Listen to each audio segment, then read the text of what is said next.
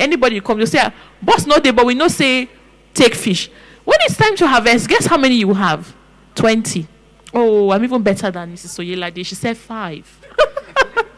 Yes, you have 20. But guess how much will come? Maybe one piece is about 700 naira. Okay, 700 times 10, 7,000. Then 14,000.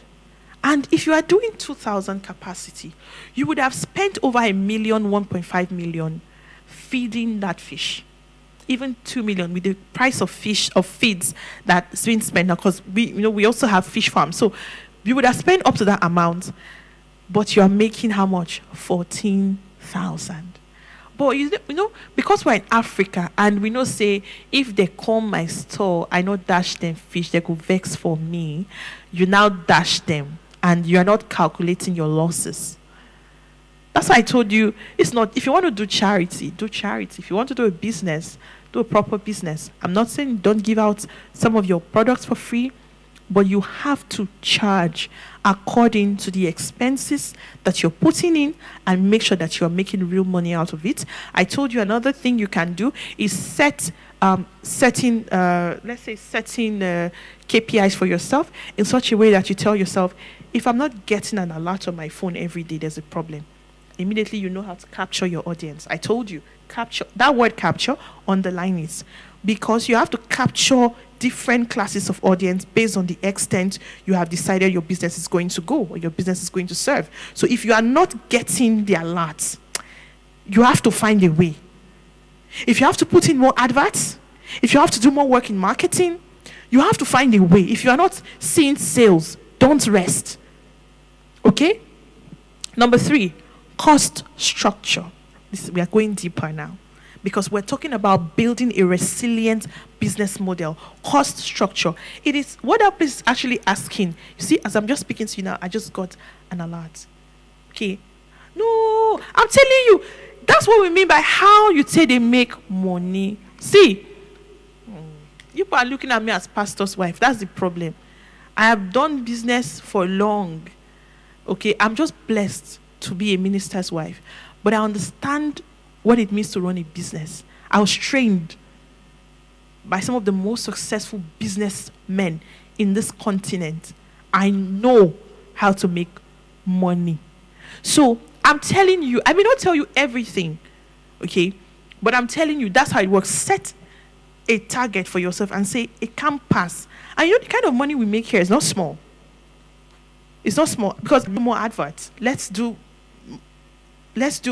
more ads. Let's go out. If you have to go out, if, for example, the fish, you saw how we package that fish, if you have to do salted fish, if you have to do healthy fish, whatever you have to do to serve a varied category of people, then we do it.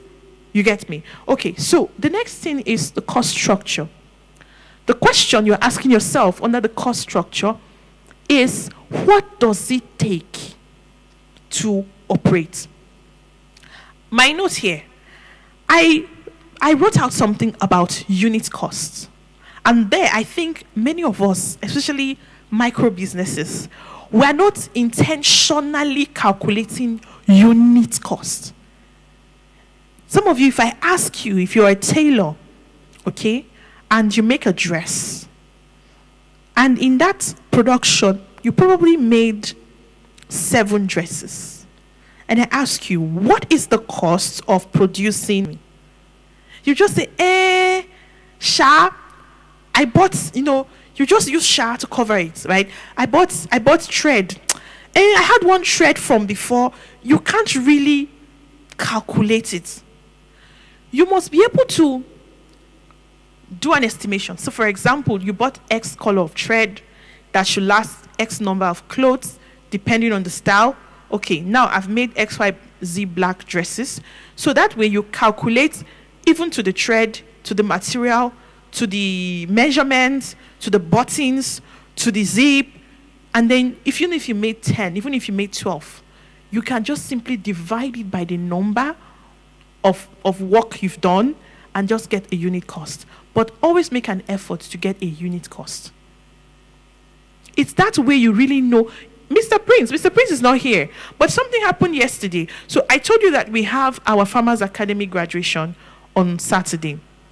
So when he showed me what we did yesterday, when they brought the whole report to me at the office, I said, fantastic. How much did we spend on this particular project this year? The report showed the total amount. The first question good.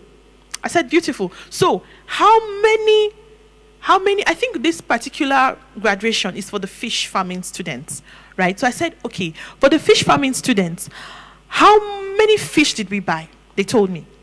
How many fish, how many percent survival rate? They told me. I said, fine. This is the total. Now, divide it. I need to know the cost of production for one fish. I want to understand my economics of production. And they were looking at me like, I said, yes. So when they did the numbers, I said, fine. Now, what is the cost of one fish in the normal market? And they told me. So I said, good. So can you now see, from this, can you now estimate if the cost is too high or too low? You see that small rundown I did?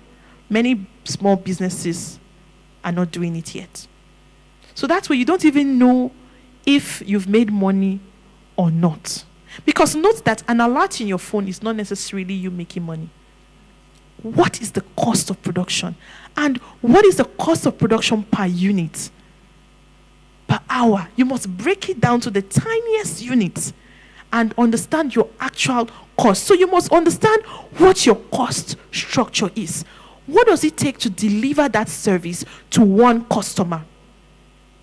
Next month, I think we're going to go deeper into this next month because we have to look at financial intelligence and profits. We're going to be looking at things. What the response is sometimes, check your DM. What nonsense. When you see such things, you just know that this person is done that. The way businesses operate, you work with different kinds of clients. So you want to be careful not to put out a price that's not an all size, all one fitting all kind of price. And for that reason, you want to be careful so that, you are able to give the right price to whoever. But you see, when a business does that, you give the air of there's something fishy, there's something shady. I would rather suggest to you as a business man or woman that make your categories of products. Make your categories of products and shade it on the internet. I hope you understand what I mean by shade. Just put it there and just put the categories. This is the price for this is business. You make clothes. I'm going to use the example of clothes again. And you know that cutting a cloth is the key aspect of the production that will determine how the cloth comes out at the end. And you leave it to your apprentice. You may have a lot of problems because your clients may not come back to you. So it's either you spend the money to get an expert to handle it. And in our case, for example, the sound engineering will have to get an expert to handle it, or you do it yourself if you're an expert. Our specialist who is both an architect and many amazing things here, for example, is not scientific when it comes to the IVF process. So I believe that in their own healthcare establishment, she's going to have to get an expert. She's going to have to get a team of doctors that can carry out the entire IVF process. But you're not just going to give it to an apprentice doctor. In fact, it can't work.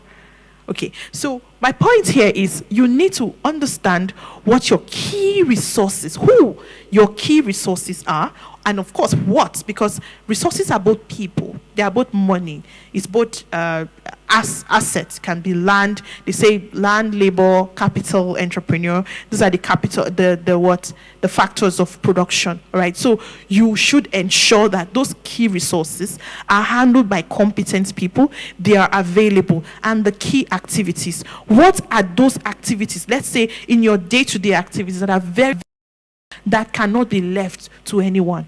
So you sit down and understand who's going to handle it. Ranging from even your reception. Some people leave careless people in their reception. If you want to build a resilient business, the people you put on the desk, the front desk, in customer care, they matter a lot. I'll give an example. One day I was buying a product, okay, and I spent quite a lot of money in that purchase. Okay, I spent quite some money in that purchase, and so I called the company. I know the company well. So, but they still need you somehow to call their customer care. So I called customer care to explain that this product. The customer care lady said, "Okay, they talk like robots. Some of them. That's why I'm saying train your team in a way that they can do what we call personalized service." They are not just reading a script, but they are able to diagnose from every conversation what the problem is and provide a solution that addresses that customer's real want or that customer's real problem. Because what the lady did when I called, she kept saying, this is noted, ma. Please be advised that you have to do this, you have to do this, you have to do this. I said, you're not listening to me. Very well noted, ma. Please be advised that you have to. She was talking like it was AI, like it was programmed. I said, you're not getting me. I said, this thing is not working. Please be advised that if the equipment is not working, ma, you have to channel it to this. At the point, I said, are you listening to me? Yes, ma, I'm listening to you. I said, then why are you talking to me like you're reading a script? I just need you to. I said, I just need you to get. I think there's a number that they need for the process. And I said, I can't get the number because I don't know. Okay, where do you want me to? She said, there is a certain number you have to get for us. I said, okay, where do you want me to get the number from? Can you check your system there for the number, or is a number? Where is the number? She now said, please be advised that without providing the number, we cannot help you. I said, so where can I check? I said, so advise me, where can I check for the number? Yes, ma, please be advised that the number is very important for what we need. If you cannot provide the number, we will not be able to provide. That's why I now said, are you listening to me? I now said, you are speaking like you are a robot. You are speaking like you are reading a script. Find this number. Sorry, ma, we'll not be able to help you. I just ended the call. Then I had to call the owner of the head of the whole operation in Abuja. And I said, you need to train your people better.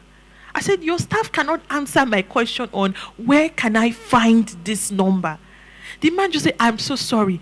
Please open your receipt. Look at the right side of your receipt. It's so. It usually starts from A, B, C. I said, that's all I've been asking for since morning. Let me tell you why the so-called customer care may not have been able to answer me. It's not that she didn't want to answer me. She was probably an apprentice. They were trying out on something, or she's not received the requisite training to deliver that value to clients. Please don't make that mistake. If you want to handle customer care, get people who understand the business to answer. If you don't get competent people, answer your customers by yourself. Don't be too busy. Because let me tell you something. Building a resilient business model would require you to spend time on the business. Even people like Elon Musk spent time building the solutions, and in the days of testing, in the days of trials of the different models or whatever it is they were doing, these people tried it out by themselves. They made sales by themselves. They attended business meetings to close deals by themselves. So please, and these guys are running deals in billions and trillions of USD. You are doing a micro business. Why are you so busy? Is someone listening? Why are you too busy? So in terms of your key resources and activities, please, CEOs and founders, be part of the key resources, because nobody understands your business like you. And nobody understands your business more than you. And nobody can own your business more than you. And that's why in the aspect of key resources and activities, please teach your staff ownership. Because if your staff do not understand ownership, they cannot speak for you. You know why? If they lose a customer, they don't care.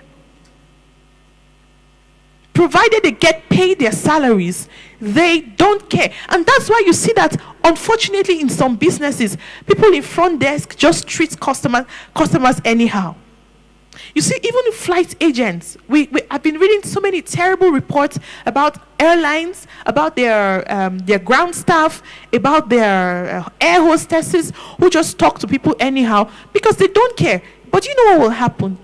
Don't think that people cannot leave a business. So don't think that people cannot stop patronizing a business. Don't think that you've grown to that extent, because no matter how big you are, even if you are an airline and people keep talking down on your business, guess what will happen? A time will come. Your business will first of all start by becoming second choice. That's where it starts from. You'll be saying, I beg, if they don't book, that's what the customer care person will say, if they don't book, another person will book. Then you in your high horse, as CEO or as founder, you are there and somehow you're still receiving sales reports, and you feel that the Nigerian system is so messed up that even if you people do anyhow, you will still get clients. But guess what will happen? Gradually, people will start leaving your business. They will start patronizing another airline, the ones that are known for being punctual. Everybody traveling. It's not people are not rushing anywhere. Guess what? On those days, you will lose money. Yes, you will lose money because the other people who keep to time and great customer care, great customer service, their planes will be filled. You will have to travel with half people in the plane. That's you already losing money. So please, please, and please, from the micro level, from the small and medium scale level, pay attention to your key resources. And if you're still building your team of key resources, please be one of the key resources so that you can have your eyes on the business. Most businesses fail because their owners are too busy. Be part of it. It's not insecurity.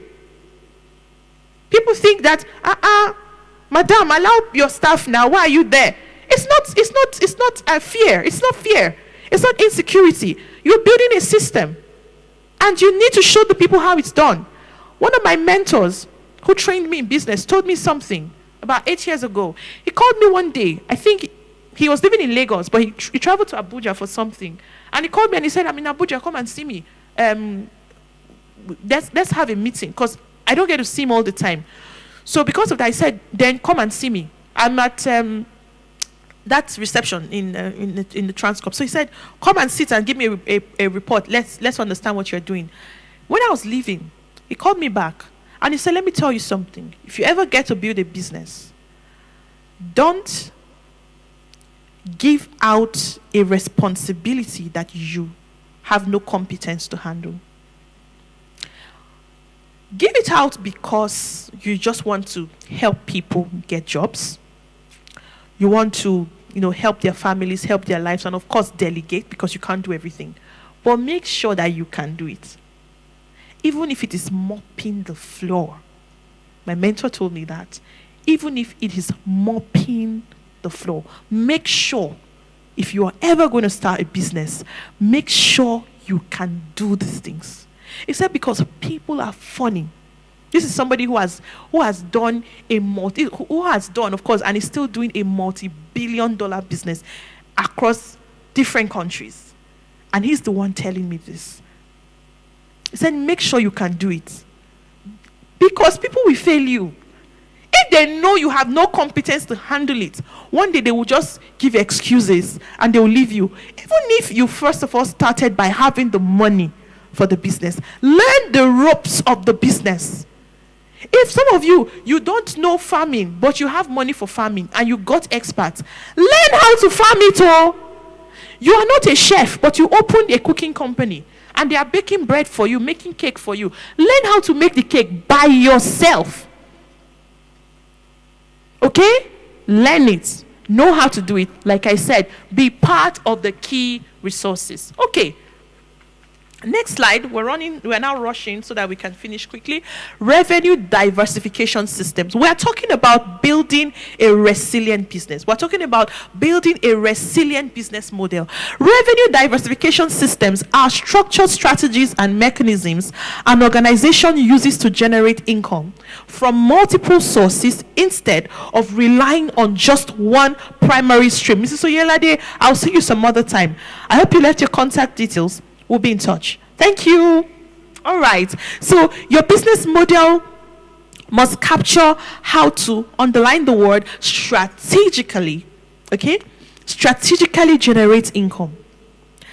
I told you when we started earlier, when we were introducing ourselves, I said this is Shield Africa. I told you how we started, and then I let you in on the 3 different businesses. Those of you who have been following our stories, I let you in on the 3 businesses that we diversified into, and you already know us by now. Those of you who have really, I think many of us here have worked together, for a long time. Okay, so you understand why we did it, and the reason is simple.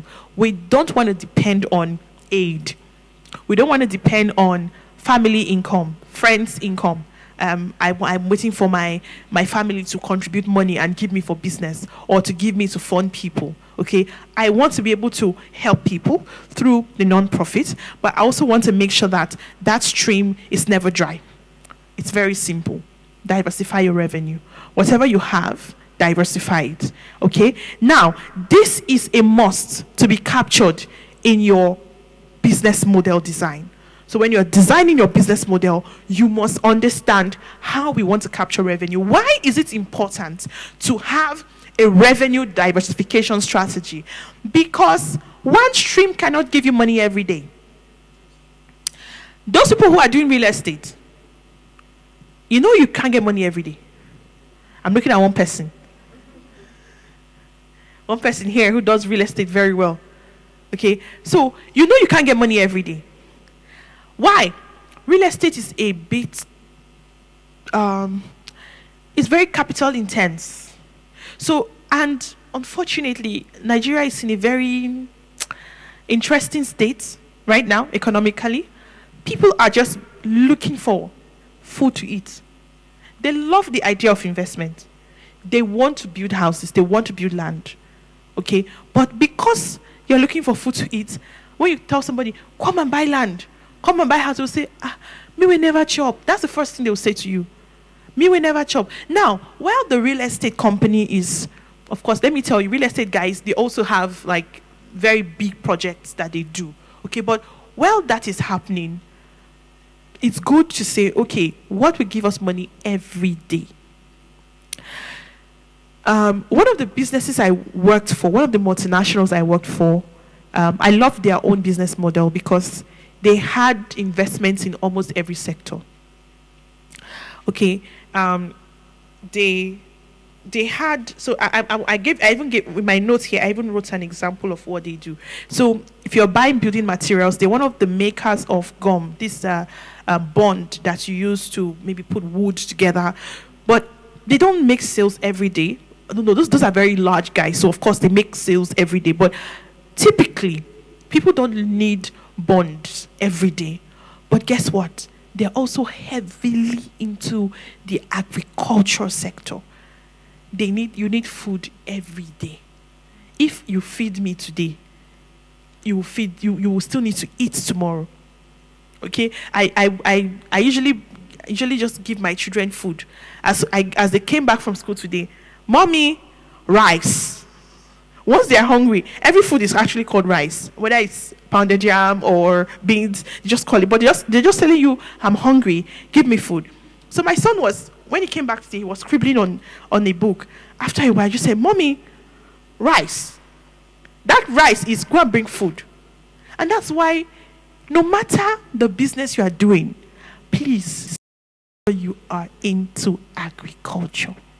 Because you will make money every day.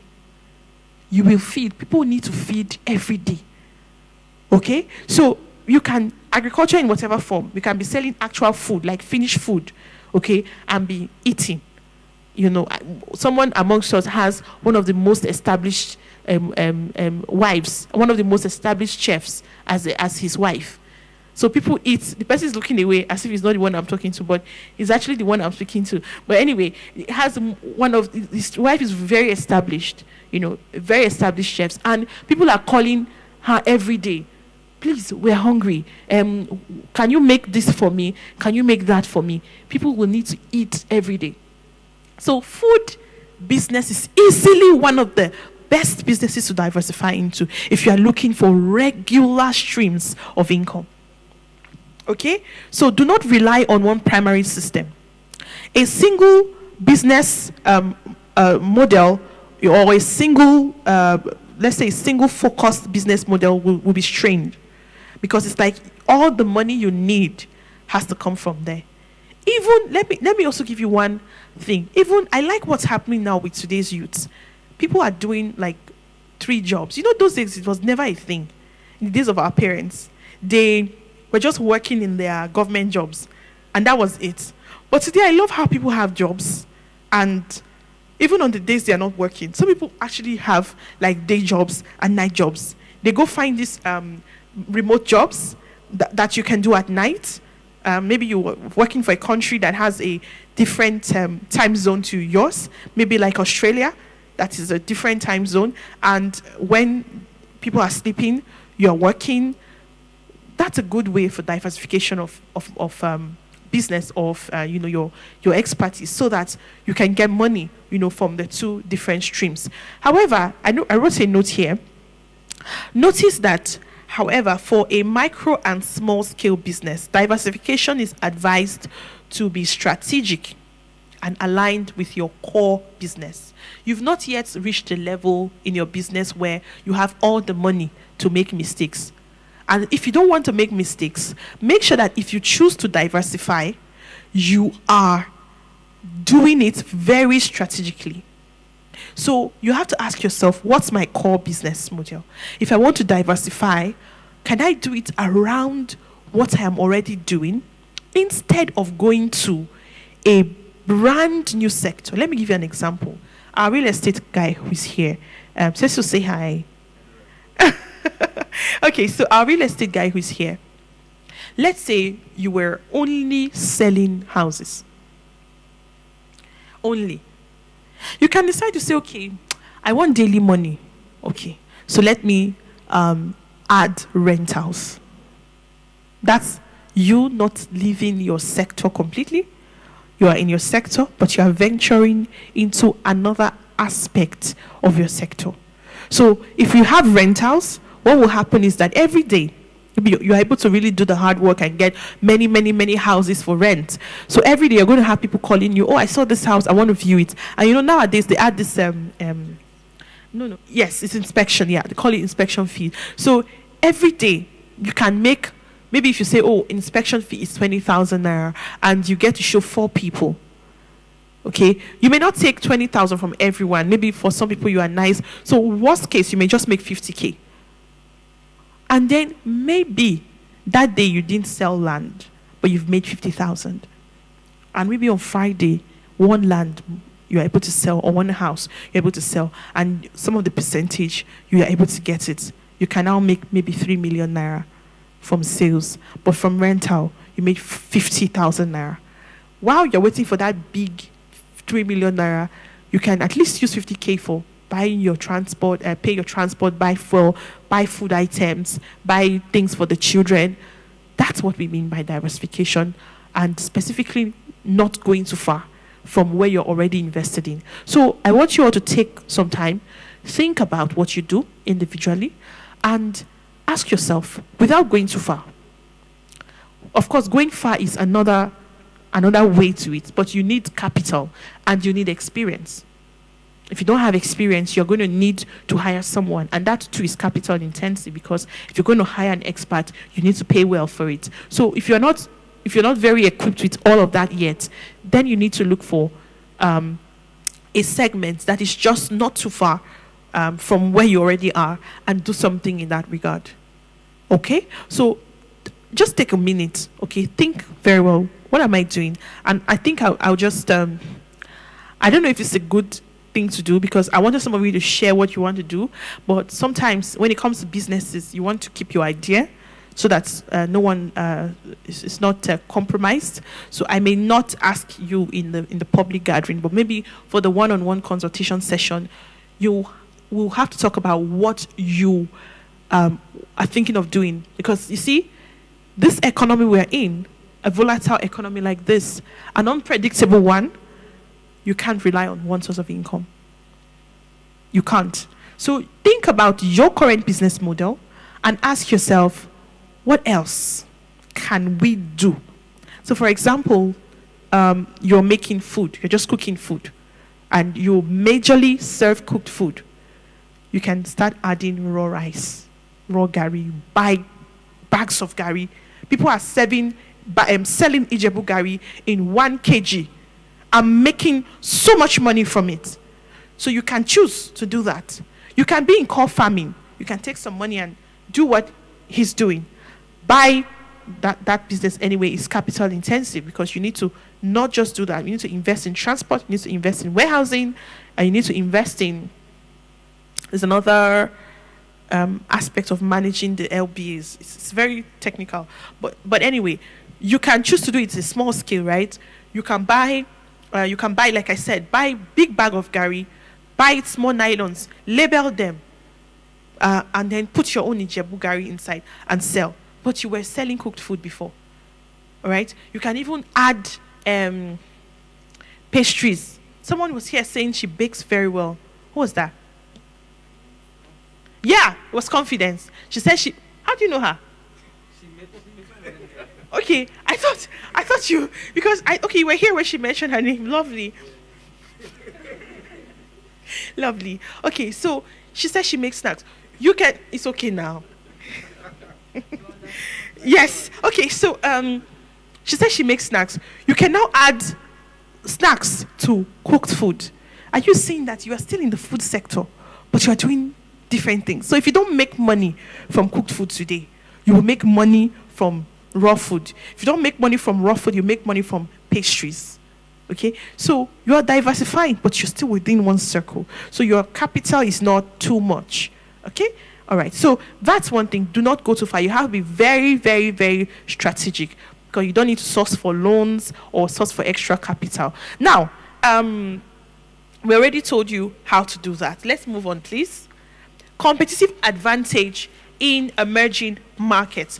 Your business model must include your advantage. We're talking about building a resilient business model. The next important point is your competitive advantage. Note that in a heavily saturated market like Nigeria, competitive advantage, meaning, what do I mean by that? I'm just simply asking you, what is the edge that you have over every other player in that sector? That's simply what I mean by competitive advantage. So, in a market like Nigeria, your competitive advantage is built on resilience, on relevance, and trust.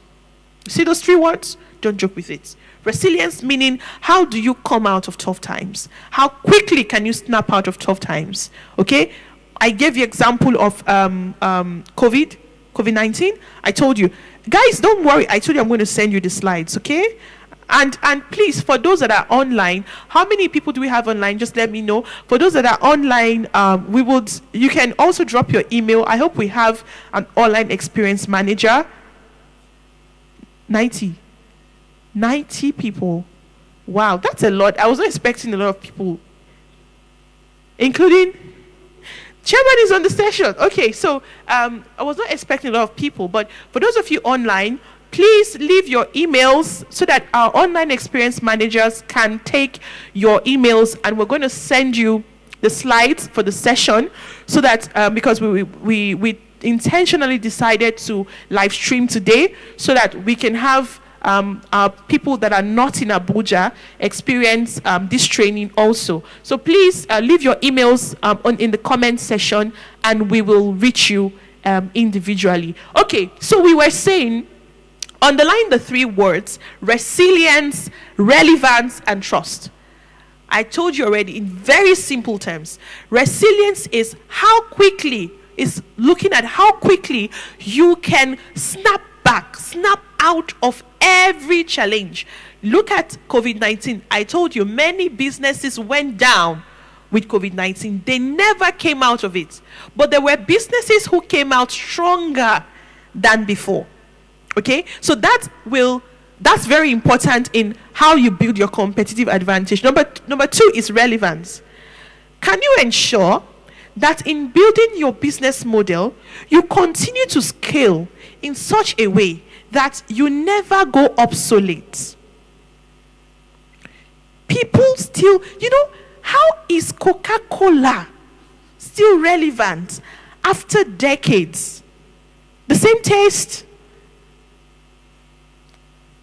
I told you about digital marketing. We're going to look at that. But digital marketing, there are other factors, but let me touch on digital marketing for a few seconds.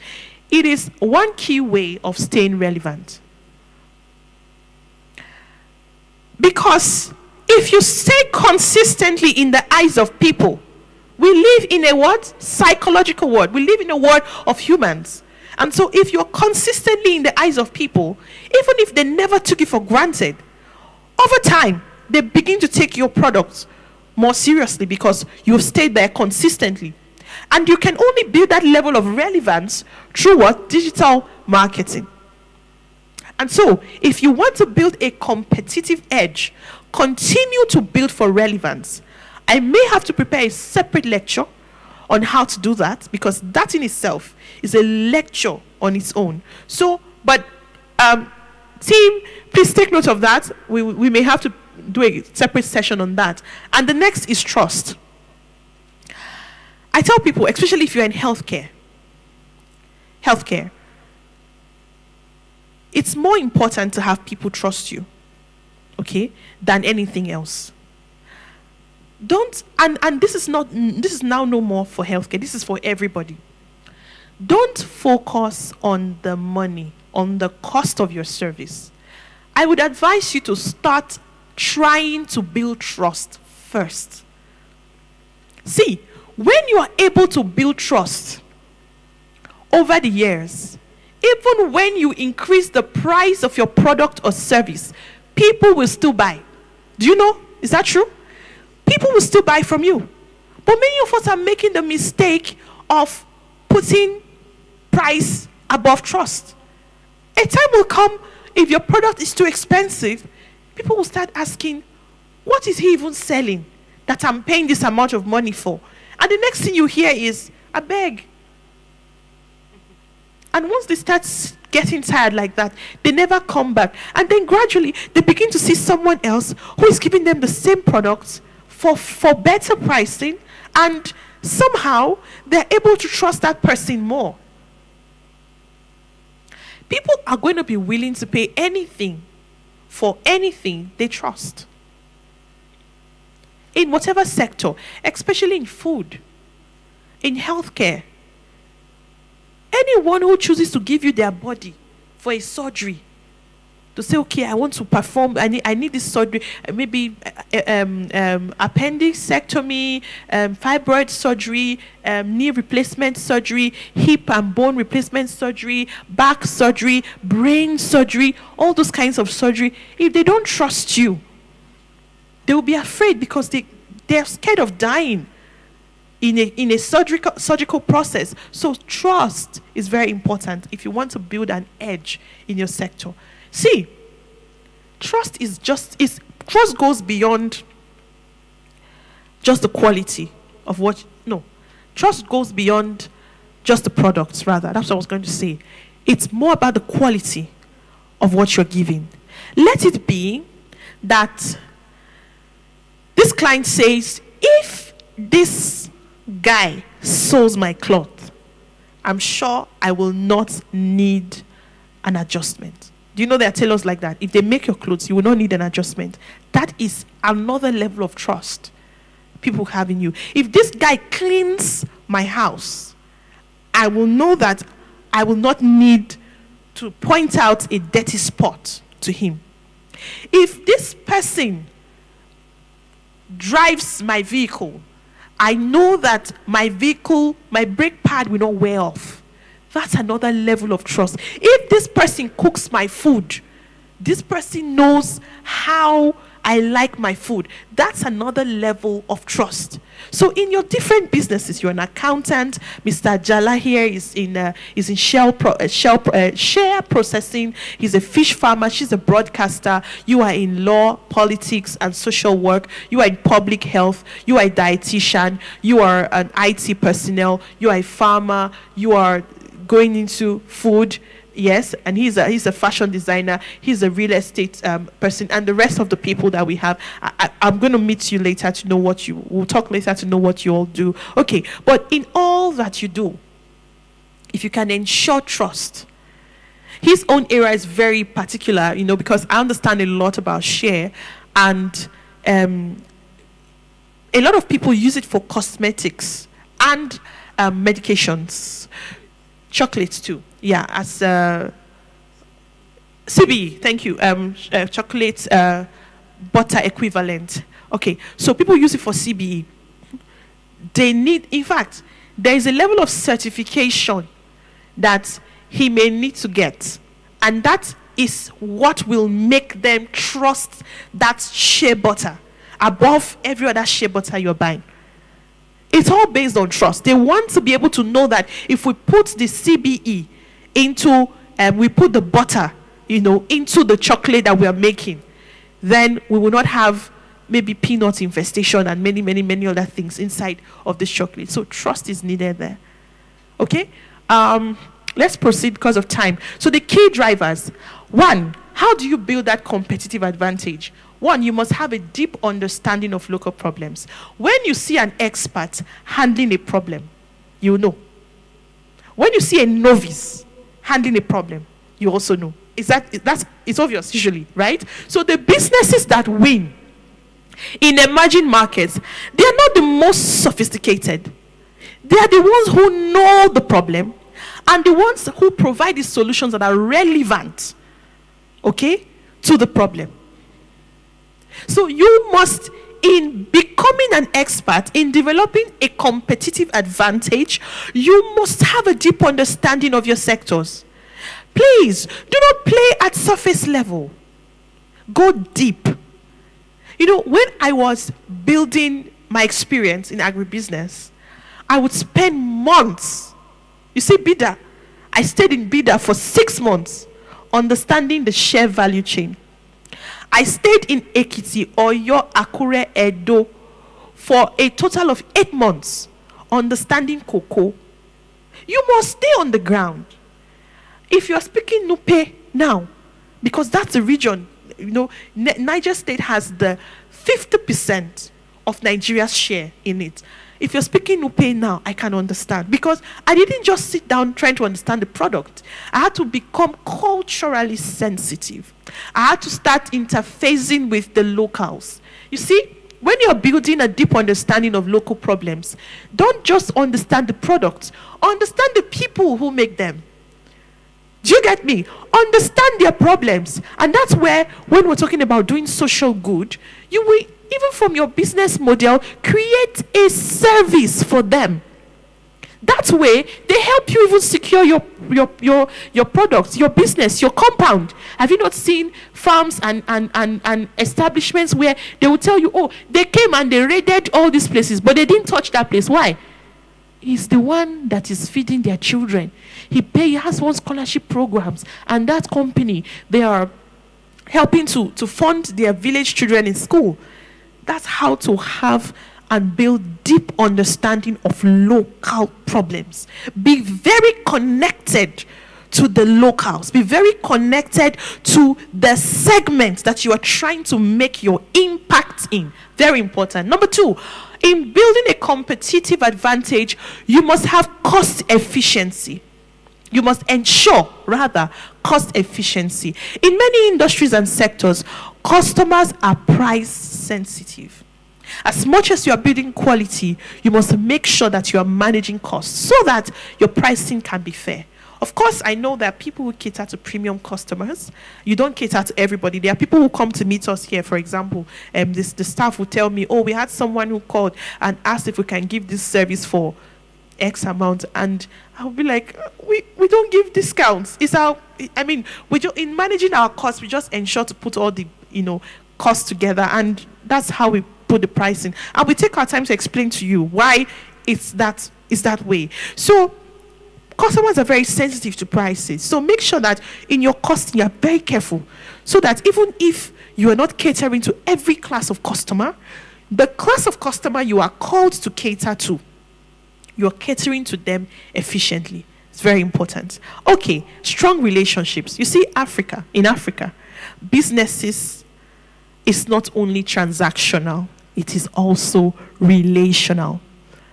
In fact, Africa is a place where a huge business deal worth trillions of dollars can be sealed on a dinner table. You just have big men sit down and say, let's eat pounded yam together this evening. Oh, my brother, is that your daughter? Is that your wife? Is that your son? Is that your, wonderful, wonderful, my dear? How are you? Wonderful, wonderful. Hey, you see this business? Oh, it's fine. Oh, they will just make one call. You know what? Mr. This will come and see you tomorrow morning and give them. And if you check the value of that transaction, it's $10 billion. But it's sealed. So you see, in Africa, don't joke with relationship. But guess what? Not only in Africa, in the whole of the world. Even in the US, even in Asia, everywhere you go, do not joke with relationships, because people do business with people that they know and people that they trust. So you see, in your business, know who is who. Pay your dues. Pay in full. Keep in touch. Check on people. Organize hangouts. Network. Mix with people. Offer value. Know your boundaries. You see those words? I hope you know I'm playing, but I'm saying strong things. So know your boundaries. Because you see, even that market that he's playing in now is a sensitive market. If you go into the sector and you say, I came to buy share, they'll say, welcome. They'll be watching you. Even in the real estate sector, you can't just enter. Most of these sectors, you can't just enter. Even in healthcare, you have to know who is. Even in politics is a business now, right? You just enter. You have to know who is who. Who are the people running the show, in quotes, here. If you don't do that, I'm just using a sector because it's a very... Yes. You go into the place and you will be frustrated. They will tell you, come and we will sell to you tomorrow. You get it. Somebody will go and meet them in the net and say, if you sell to that person, and you'll be shocked that you have money. It's not like you don't have money to buy. You have money to buy, but nobody's selling to you. You also do grains business, right? Nobody's selling to you. Because you see, this business we do in the world, it thrives on relationships. Somebody will be holding it and say, I would like give you, but my hands are tied. And once they give you that sentence, my hands are tied, they can't give you, they can't sell. So build very good relationships so that business will be easy for you. And let me tell you, in Africa, it can be very dicey sometimes, and it can be very complicated. But it's very possible to do business seamlessly and have good relationships. We thrive on respect here a lot. In Africa, if you're building a business, show respect to who you need to show respect to. But please, don't allow intimidation. We'll talk more about this as you build stronger business. Many of you are still doing MSME, so there's no threat. When you start diving into deeper waters, we may talk about that aspect of what I wanted to talk about. But let's leave it for now, okay? Okay. And if you think your business has reached where you really need that level of advice, let's have a separate conversation. All right, so adaptability is the last component of building a resilient or a competitive advantageous business. Change is constant in any market, so you must learn to adapt. Otherwise, you will struggle. Before, you needed to rent a shop, take your products to a shop, shade or display, and people come there and buy. That was all. But today, if you're not online, no one may find you. So it's even possible today to not have a shop at all, but you're selling varied services and products. And that has only been made possible through the internet. And if there were businesses who only display their products in a store that did not quickly adapt, okay, to digitalizing their operations and including their marketing processes online, they will still be struggling by now. So that's why you must quickly adapt. Not just adapting, but quickly adapt. Because the people who thrive in business are the people who move with speed.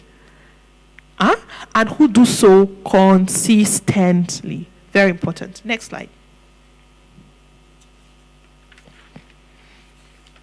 Okay. We were going to talk about cost. I told you that circular economy was just one slide. This is another unique aspect, but I'll just run through it very quickly. So circular economy thinking for SMEs. This is why your business must have circular economy thinking in it. It's a concept that teaches you to run your business in a way that minimizes waste. Who was talking about wasted? It was Barrister? It was you? Talking about wasted clothes and all of that. Yes. So you need to run your business in a way that you avoid wasting resources, wasting things, managing waste. Okay, it's very important. So traditionally, the model is you buy, you produce, you sell, and there's a waste and you discard. But in a circular economy, what that requires you to do is that you buy, you produce, you use, you reuse, you recover, you create, you recreate value. There's no wastage anymore. So whatever is, for example, many of you now in your farms, before, whatever dumpings come from the poultry, you just throw it away. But now you reuse. People are selling it now. People sell the feathers in their poultry. There's no waste anymore, and that's just the basics of circular economy. Okay, so we will deep dive. We'll deep dive in our next session where we're talking deeper on that concept. But let's move on. Risk anticipation in business design. Okay, this is very important. So let's focus a bit on it. Your business model must include risk anticipation. Many of us, like I told you earlier in the class, earlier in the lab session, that when we want to venture into a business, we're doing so, in quotes, by the special grace of Almighty God. The special grace of Almighty God will always be in operation. But if you do not factor every possible risk that could go wrong with your business, things will go wrong, but the special grace of Almighty God will still be in existence. It will never fail. Okay? But your business will sink. Someone else will take over, and that person is still enjoying the grace of Almighty God as you are. But your business will sink. Okay? So your business model must include what we call risk anticipation. A sustainable business does not wait for problems before they react. You must be proactive and not reactive. You design your business with risks in mind. And the different types of risks. Number one, the economic risk. You are looking at issues like inflations. You are looking at issues like currency instability, cost instability. And we're looking at the issue of raw materials increasing suddenly. The value of the currency is dropping. Transportation cost is rising. Energy cost is rising. For example, a business that is importing goods without planning for exchange rate changes is heading for a huge downfall. So when you are designing your model, You must think about the fact that today, dollar can be 1,000 naira. Tomorrow, dollar against the naira can still be 2,000 naira. And these are all economic factors. Okay? Operational risk. So please, before we move on to operational risk, as you start your small businesses, take another few minutes before we move, or a few seconds, to internalize what could be the possible economic risks for your own business. Start thinking about it now. What could be? Because again, like I said, it's different. Yours is different from mine, okay? And yours is different from the next person sitting by you. So what could be that economic risk? So that whatever happens, you see. So if, for example, you import equipment, you import machines, maybe you sell to people who process maybe whatever they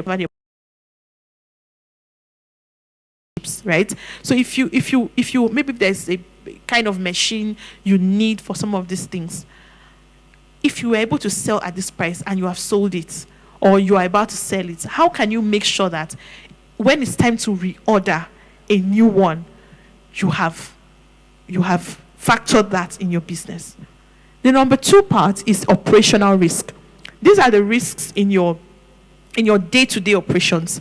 We're looking at delays in supply, because that's a risk. Delay in logistics, the whole supply chain and internal processes could have some risks. Okay, your equipment can fail. Do you know that you can be working and things will just shut down? And if it shuts down, again, you are going to have delays in delivery, right? Because I'm a sustainability expert. Okay, so sustainability integration check. As you design your business model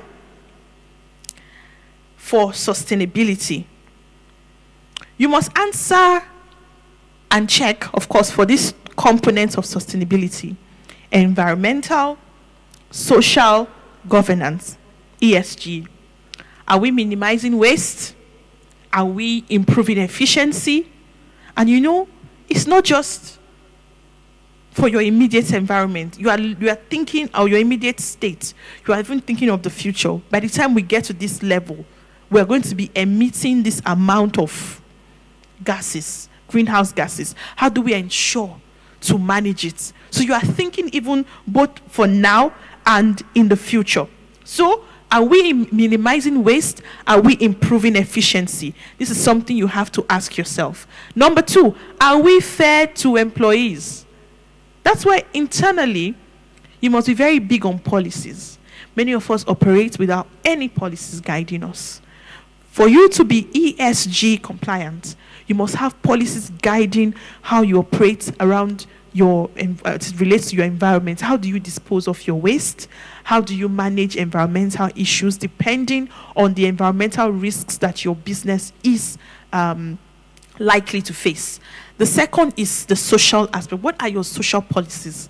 Okay, do you have an employee handbook? Do you have a grievance mechanism where if a staff, for example, in your company is complaining of rape, that one of her bosses raped her or attempted to, do you have a policy, or you just say, go away, you are not serious? No. Do you have a policy for ensuring that, this thing is addressed to its roots, and we ensure that it doesn't happen again? Do you have a system that can protect that person? Or is that person exposed to risk by reporting the culprit? See, a lot of businesses don't have these policies, and that's why even when things go wrong, people are afraid to talk. Guess what? They talk in circles, but they can't. There's no system. All right. So, in terms of the social aspect, are we fair to employees? Are we fair to our suppliers? Are we fair to our customers? You must have policies that guide these operations. And governance, are our pricing and operations transparent? Can our systems withstand scrutiny?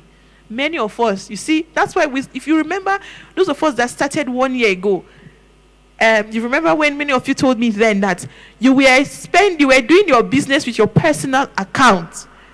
Many of you that started with us, you were building your business with your personal bank account. You want to go and buy materials. It's your full name is Obasi, Vivian, Victoria. You will carry it and you will go and buy raw materials from there, and then when profit comes, you take there. From there, when you want to buy crayfish in the evening, you take from there. When you want to pay your child's school fees, you take from there. Many of you, when you were telling me, I was like, what? I told you, I said the very first assignment that we all have to do today and within the next 1 month before our next sustainability lab is please go and open your business account. I was very impressed. One of the businesses I patronized one of the businesses recently, and I was to send the person money, and when the person sent me the account number, I saw that she had moved from her name to her business name. I was so impressed. I said, we are making progress in our sustainability lab. Please don't do for our newcomers, those of you who have joined us in 2026 cohort, please do not do business with your personal account, because that is the beginning of your business's inability to withstand scrutiny. Because when it's time for audit and they start tracing the accounts, where is money coming from? Where is money going to? Many of us will not be able to present the documents. When you buy products, do you collect receipts for them? Do you file receipts for them? Do you have like a requisition form? Maybe I have to, because I may have to take us through that process again. So our team in the control room, please take note that we may have to take this new set of people through that whole documentation process for setting up, that you need as you run a sustainability or a sustainable business. So your governance is very important. What policies are your business operations centered on? All right. And as we conclude, sustainability is not built in comfort. If you want to build a sustainable business, a resilient business model, you will not be comfortable for the first couple of years. Because in that time, you will be doing the hard work, the very, very hard work. It is built in design. You have to actually do the work to design it. And if your business model is weak, during growth process, you will be exposed. It's the truth. That's why it's better to do the hard work while you still can, in the early days, when you don't have too many people looking your way. Because if you don't do the hard work, when attention shifts to you because of the impact that you are making, you have no idea how to manage your impact, and that will be the beginning of that business's downfall. So if your business model is strong, growth will reward it. But if your business model is weak, growth will expose it. It's growth. And I know all of us want to grow. So as you're growing, please build businesses that will create value. As you're growing, please build businesses that will reduce waste. As you're growing, please build businesses that will earn trust. And as you're growing, please build businesses that will generate consistent profit. This is an assignment for you all, and we're going to be communicating with you online to get the assignments and to do the assignments together. Please prepare a 2 to 3 paged sustainable business model blueprint. 2 to 3 pages. 1, let me see, for your micro, small, medium businesses, I want to see your business model structure. Let me see, from all your thinking and from this class, I want to see 2 diversified revenue streams that you have decided to include into your structure. I also want to see 3 key risks and how you plan to manage them. Don't stand only on the grace of God. The grace of God will carry you, but the grace of God is requiring you to do the right thing. So think about anything that could go wrong with your business. And let me see how you want to manage them. One, circular economy or efficiency strategy. And let me see your sustainability integration plan. What do you want to do to integrate environmental sustainability, social sustainability, and governance into your structure? And for those of our people online, please drop your emails. We will send you the slides to the training today, to the session today. And we would also expect your assignments. Would also let you know which emails you're sending the email that sends you the slides will be the same email you'll be sending the slides, the assignment back to. And then in the next session, we will be picking some of the great ideas and seeing how we can just have quick conversations around them. But for now, let me thank you all for joining the session today. I'm going to take only 2 questions so that we can close, because I have another meeting right after now, and many of us need to go because some of us are coming from far away. So I'm going to take just 2 questions. Only 2. So who has 1 question?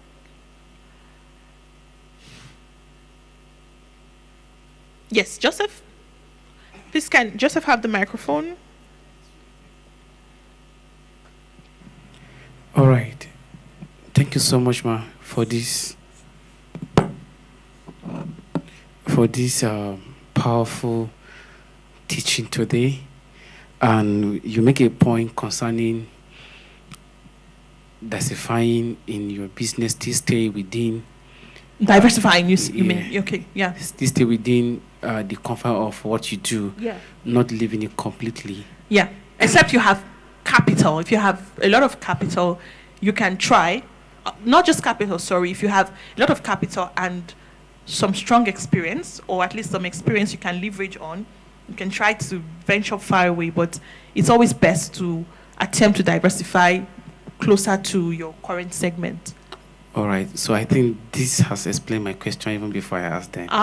What was your question, though? Because sometimes there are businesses that when you stay within and something in further sector, you get to lose every other. But if you are in someone, lovely, opposite, even when this gets to stopped, you can now continue from the other aspect of it. I love how he's thinking. His name is Joseph.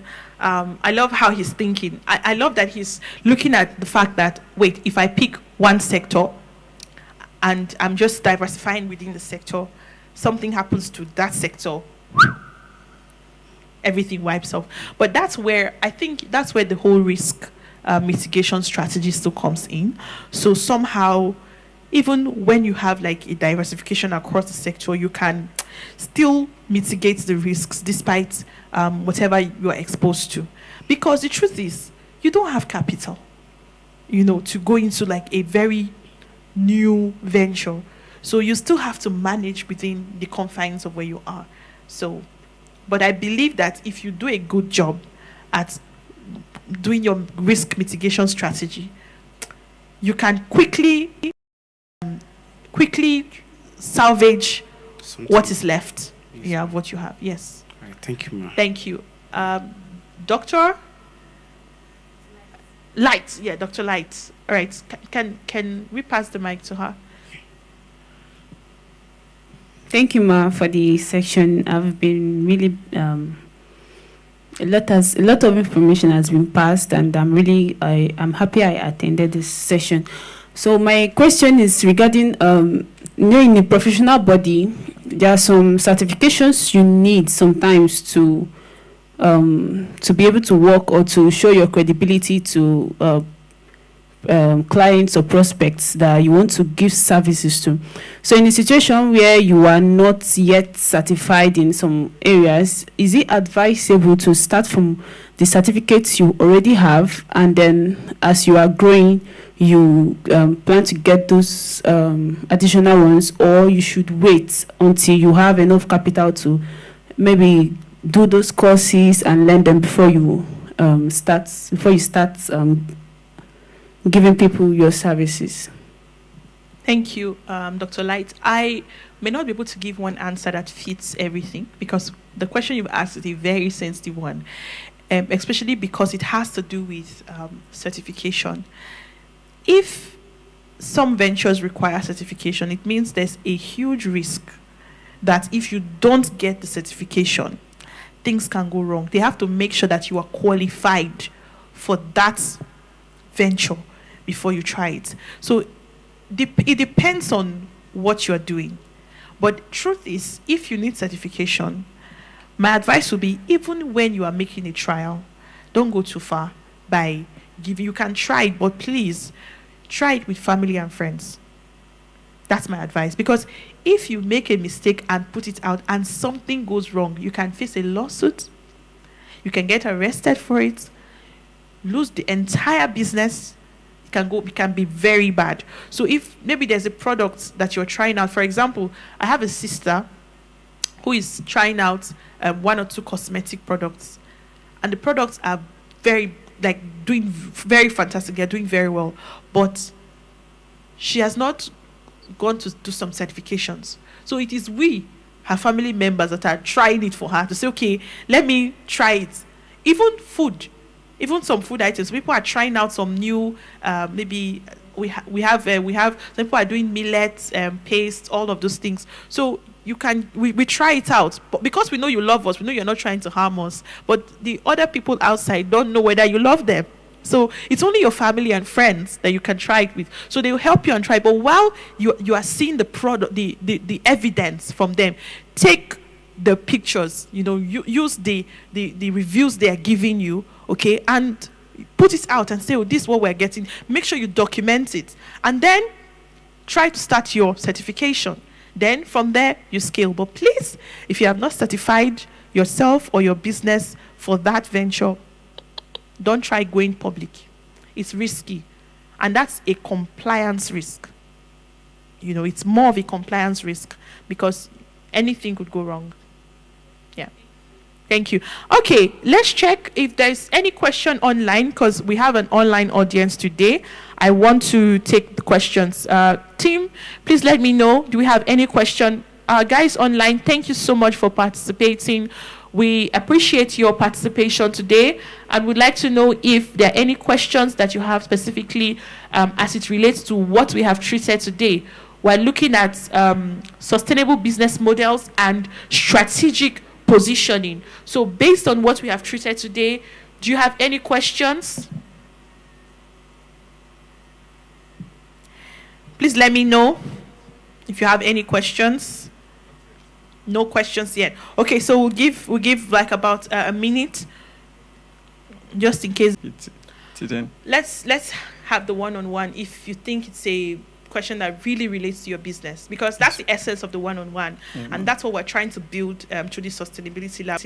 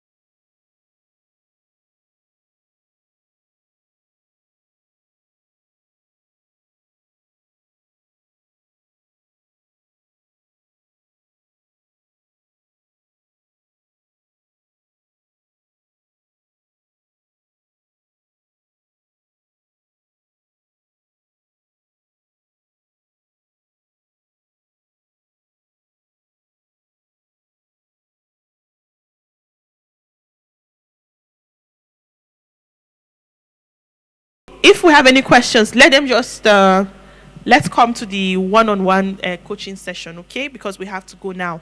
Let me thank you all for joining. Yes, you have a question. Please give her the mic. Yes. You came in from another state for the lab. Yes, ma'am. And when do you go back? I'll be going back first thing Monday morning. You want to have a session with me? Yes, ma'am. We'll have to have it online since you have to go back on Monday. Okay, ma'am. Yes. But was she one of the first 5 to come in today? I was the second. The second person. Amazing. Okay, so we can have we speak with her so that we know what to do. Okay, but do we have any more questions? No. Thank you all for coming, and we call it a wrap. Yes. Thank you. We call it a wrap for the month of April. It's been an amazing time with you, and of course, for those of us online, it's our first time streaming the session online, and it was because of a lot of requests that we received from many people who interacted with what we put out there, and they requested to be part of this because many of them were not in Abuja, where we're streaming from. Many of them are not in Nigeria, where we're streaming from. So we also want you to be beneficiaries from our session here today. Thank you for being part of it. I want to wish you a wonderful evening. So thank you all for being part of it. See you next month. We will communicate to you the time and the date of the next session. And for those of you who have one-on-one with myself, please talk with Josh. I think Josh is directly in charge of organizing that. Josh will organize and we'll have our session. And for those of us online, we will have our session with you virtually. Thank you all so much and have a lovely evening. Right. Bye for now.